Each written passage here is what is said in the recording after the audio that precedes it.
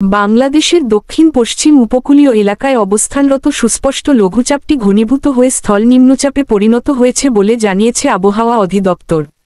সোমবার 14 জুলাই সন্ধ্যা 6টা থেকে পরবর্তী 120 ঘণ্টার পূর্বাভাসে এ তথ্য জানানো হয়। সোমবার 14 জুলাই সন্ধ্যায় আবহাওয়া অফিসের সিনপটিক বিশ্লেষণে জানানো হয়, নিম্নচাপটি বর্তমানে 23.0 ডিগ্রি উত্তর অক্ষাংশ ও 88.6 ডিগ্রি পূর্ব দ্রাঘিমাংশে অবস্থান করছে। মৌসুমি বায়ুর অক্ষ বিস্তৃত রয়েছে পাঞ্জাব, হরিয়ানা, উত্তরপ্রদেশ, বিহার, গাঙ্গেয় পশ্চিমবঙ্গ, নিম্নচাপ কেন্দ্র হয়ে আসাম এবং উত্তর বঙ্গোপসাগর পর্যন্ত। মৌসুমি বায়ু বর্তমানে তারাচিহ্ন বাংলাদেশের ওপর সক্রিয় তারাচিহ্ন এবং উত্তর বঙ্গোপসাগরে প্রবল অবস্থায় রয়েছে। প্রথম দিন 14 জুলাই ভারী বৃষ্টির আশঙ্কা। বৃষ্টিপাত রাজশাহী, রংপুর, ঢাকা, ময়মনসিংহ, খুলনা ও বরিশাল বিভাগের অধিকাংশ এলাকা এবং চট্টগ্রাম ও সিলেটের অনেক স্থানে দমকা হাওয়াসহ হালকা থেকে মাঝারি ধরনের বৃষ্টি, বজ্রসহ বৃষ্টি হতে পারে। দ্বিতীয় দিন 15 জুলাই ভারী বর্ষণের পূর্বাভাস অব্যাহত।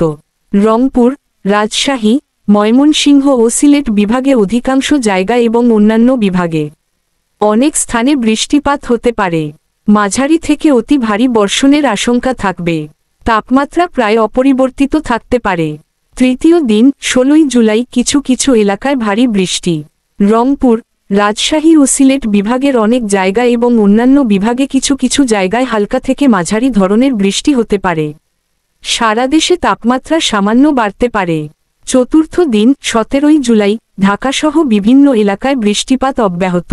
ঢাকা, চট্টগ্রাম ও সিলেট বিভাগের অনেক জায়গা এবং অন্যান্য বিভাগে কিছু কিছু জায়গায় বৃষ্টি ও বজ্রবৃষ্টির আশঙ্কা রয়েছে।